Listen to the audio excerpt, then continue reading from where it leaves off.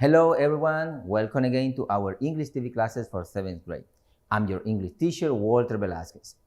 This week we are going to talk about simple past, but of the verb to be. Last week we talked about simple past of the regular verbs. But first, we are going to start with our vocabulary. Let's learn the new vocabulary. We have campground. We also have tent.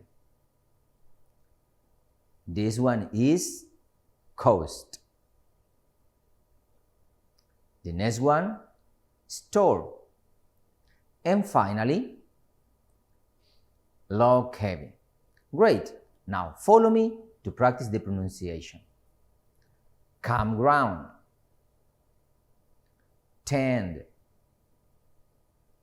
coast, store, log cabin. Well done, guys. Now let's put in practice this vocabulary in sentence.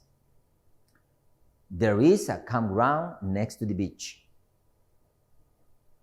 There was a campground next to the beach. There are log cabins and tents in the campground.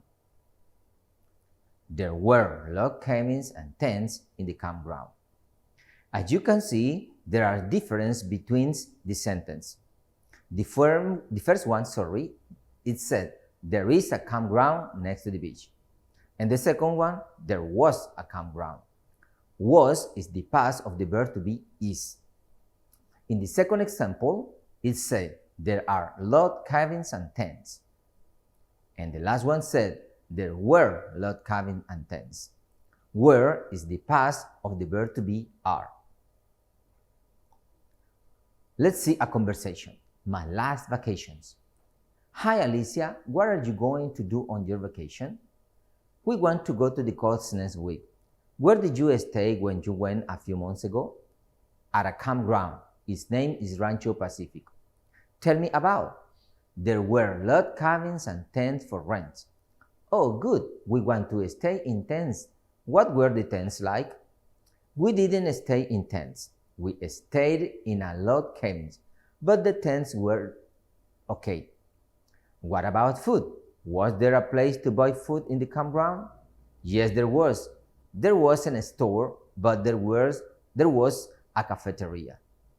We didn't eat at the cafeteria because there were some great restaurants on the beach next to the campground. Okay, let's talk about the dialogue. Were there tents in the campground? Yes, there were. There were two. Was there a log cabin next to the beach? Yes, there was. There was a log cabin. Were there any stores in the campground? No, there weren't any.